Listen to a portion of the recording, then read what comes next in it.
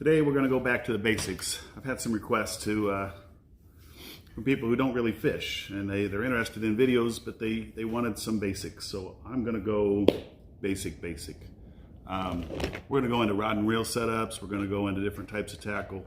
Not real in-depth on some of it, but this is what I use for my tackle boxes. You can get the old toolbox style. Obviously those are great. This particular one I call my panfish tackle. It's got some small hooks and sinkers, split shot. It's real light bobbers and tackle. I have others just like it, that I have 2 or 3 of these set up just basically for panfish and small fishing applications, just little crankbaits and whatever, just whatever you like to fish with, you have them handy, and like I said, you can just grab them and go. They fit real nice into a backpack. We're going to talk about the different types of rods and reels. I'm going to start with the Zebcos. This is a push button style closed face reel.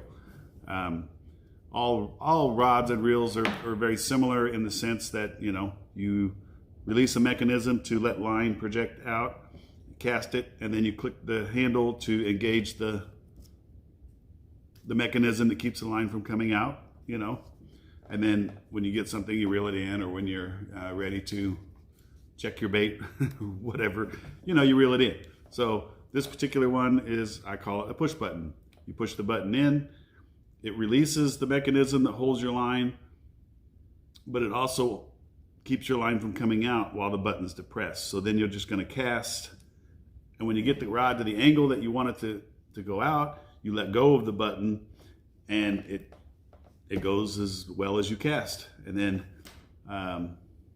the interesting thing about this particular one is that if you push the button again while it's going out, say the wind grabs it and it's going towards a tree, you can hit that button in mid-cast and it will stop your line. Very user-friendly. Whenever somebody's starting out fishing, I would say 99% of us started with one of these. Whether it's a Spider-Man or a Snoopy or a Batman reel, they're all usually some form of Zebco push button closed face reel. Nothing wrong with these reels at all. I've actually seen a few pros that keep them on for skipping under docks, keep them on their boats for skipping under docks and stuff. So what I wanted to show you was that the way these work, so this is closed face, meaning this cap closes it, but the line just spools around. And then the way that actually happens is there's a little piece of plastic right here. And that is all that grabs your line and spools it around. So when you click the button, it pulls in that little piece of plastic, and that lets the line free spin. When you start reeling, it locks it in, and that little piece of plastic comes back out. That is what grabs your line and spools it around. So like I said, there's no problems with these reels. Other than that is all that you are relying on to reel in your fish. They work. You can reel in lots of fish with these. You can reel in, if you play the fish and your drag set right and there's no nicks in your line, you can pull in a 10-pound catfish with a setup like this. Then this is an open face or a spinning reel. Very similar to the closed face, and I think they're named like that because they are so similar, where the line wraps around a spool. The only difference between these two, obviously, other than the openness, is that instead of just that little piece of plastic that is spooling the line on your spool, is it has this wire bail mechanism that actually does the spinning for you. So it's a little more sturdy, a little more dependable than the push button. Obviously you can see if there's something going on with your line. With both of these reels, line twist can be an issue. And line twist is just when you get a little slack in your line and the line wants to wrap around itself. See, normally this is what you want to happen, right? So the line is not looping around itself. When it starts doing things like this, that's called line twist, and that will cause lots of problems. And that is probably the biggest problem with these types of reels. They are great. You can use them for every type of fishing there is. Now the spinning reel, obviously the reel itself doesn't sit on top of the rod, so it hangs down. And so you're grabbing it like this, which is a very comfortable position. And then you're going to bring the line towards the rod, which makes it easy for your finger to grab the line. So when you're getting ready to cast this, you make sure your reel's in the right position, and you don't reel your lure or your stuff right up to the end. You want to leave a little bit hanging. If you reel it all the way to the top, it just creates problems. It seems like it should be up, but it's not. So you leave it hanging about a foot down, maybe 6 inches, I don't know. At least a foot's what I usually do. And then you grab the line, you flip over the wire bell, and it stays open. And then your finger, instead of the push button, your finger becomes the mechanism that lets the line out. So you've released all the other parts that are holding the line in. So when you reach back, when you get the rod at the angle that you want it to come out for your cast, you're going to let go. You're going to let go of the line, and that releases it for your cast. When you're done, you flip it back over. And I say flip it back over because it will work with just spinning the thing, spinning the reel to get your bail, this is a wire bail, the bail to come back over, which grabs your line and starts reeling it in. Most people say that if you do it by hand, you cast, you flip it back by hand, it helps reduce the line twist. I remember I said line twist was a big problem. So anything you can do to prevent as much line twist as possible. So it's a good habit just to flip it back by your hand. Now obviously there are going to be times where you're just going to do it with the reel. Not that big a deal, but if you start having a lot of problems with line twist, think about things like that. What can I do to help me prevent the problem that's causing me issues? So anyway, that is how you cast it. I personally use them the most for pan fishing and light tackle bass fishing. So, it throws a small lure or lightweight split shot bobber hook setup really well. So the third major type is, this is a Baitcaster. And so this, very much like the push button, the reel sits on top of the rod, and it basically works like the others, with one major difference. The spool on this one is turned the other direction. And so as you push the button and let out line, it's spooling it off. So I say the number one difference is that this one works more like a winch.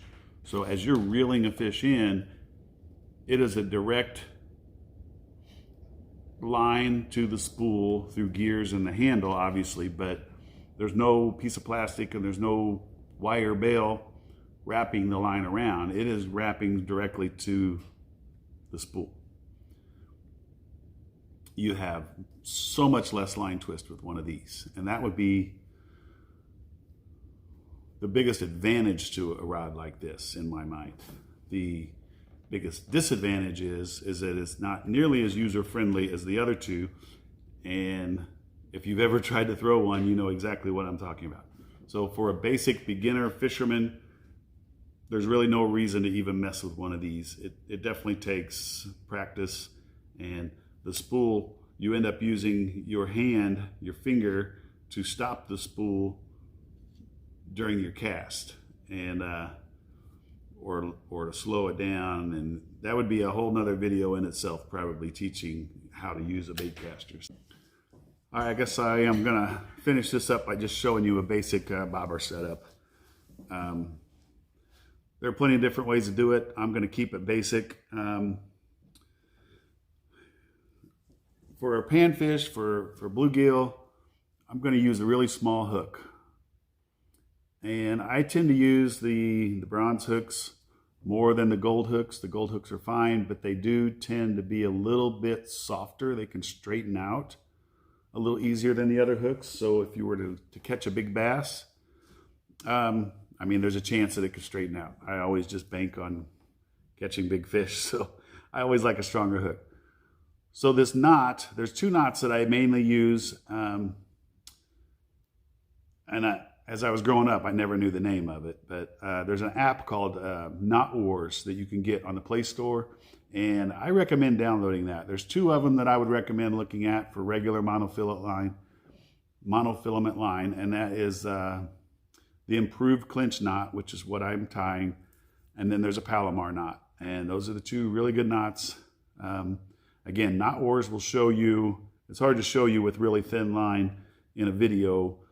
They have a mock-up and it shows you with red line and it shows you how it goes. So for the improved Clinch knot, you're gonna take the line through the hook and then you're gonna kind of double it back and you're gonna wrap 5 times around the main line.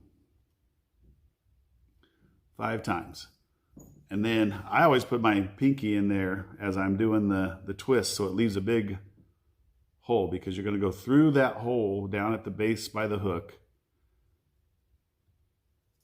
And then there's a hole you just created by doing that, and you come back through that hole. That's really hard to explain, but again, download the app, Improved Clinch Knot. I'll put it up on I'll do a little video or a little title page here and show you.